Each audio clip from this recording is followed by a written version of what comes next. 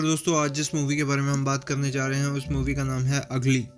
शालिनी एक depressed housewife है जो सुसाइड करने की कोशिश करती है, पर उस वक्त उसकी 10 साल की बेटी काली, जो पहले शादी से है, आकर उसे रोक लेती है। शालिनी अपने हस्बैंड डीसीपी शौमिक बोस को फ़ोन करती है और पैसों की मांग करती है, लेकिन वो मना कर देता है। शालिनी का भाई सिद्धांत बॉस को कन्विंस करता है कि वो आईफोन्स की स्मगलिंग करे। दूसरी तरफ राहुल, जो शालिनी का पहला पति और काली का बायोलॉजिकल फादर है, काली को अपने एक वर्क असाइनमेंट पे ले जाता है। काली डिसाइड करती है कि वो कार में ही रुकेगी। जब राहुल अपने कास्टिंग डायरेक्टर का वेट कर रहा होता है तो एक टॉय सेलर आकर काली का ध्यान बच्चों के मास्क की तरफ खींचने की कोशिश करता है। थोड़ी देर बाद चैतन्य वहां आती है तो राहुल को एक फिल्म स्क्रिप्ट देता है और बताता है कि काली अब कार में नहीं है। दोनों भागकर वापस जाते हैं और देखते हैं कि काली मिसिंग है। चैतन्य टॉय सेलर से पूछता है और देखता है कि उसके पास काली का फ़ोन है। जब वो आदमी भागने लगता है, राहुल और चैतन्य उसका पीछा करते हैं। भाग और दौड़ में उस आदमी को गोली गाड़ी कुचल देती है और वो मर जाता है। फिर राहुल और चैतन्य पुलिस स्टेशन जाके काली की किडनैपिंग की रिपोर्ट लिखवाते हैं। इंस्पेक्टर जाधव राहुल से पूछता है कि वो अपनी बेटी के साथ ट्रैवल क्यों कर रहा था। राहुल बताता है कि डिवोर्स के बाद वो सिर्फ सैटरडे को ही काली से मिलता है। पुलिस 2 ऑफिसर्स को मास्क बेचने वाले के घर भेजती है। उनकी आंट से पता चलता है और वो पूरा कुछ नहीं बताती।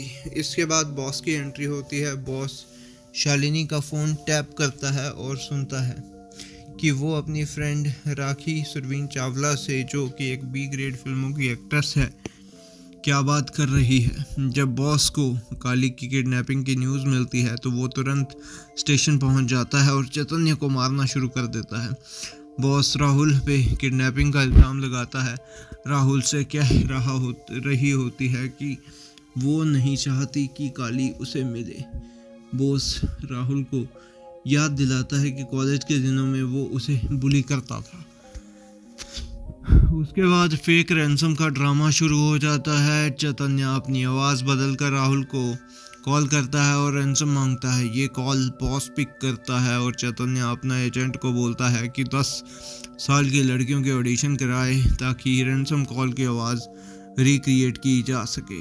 अगले दिन इंस्पेक्टर जाधव चैतन्य का पीछा करता है, उसके ऑफिस तक जाता है और उसका फ़ोन टैप करता है। पता चलता है कि चैतन्य कर्जों में डूबा हुआ है और किडनैपर के शक में गिरफ्तार कर लेते हैं।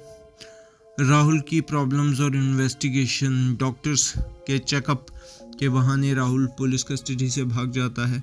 बाद में बॉस एक कन्वर्सेशन सुनाता है जिसमें शालिनी राखी को बताती है कि राहुल शादी से बाद उसे पीटता था और उसी वजह से उसने कंप्लेंट की और तब उसकी मुलाकात बॉस से हुई थी।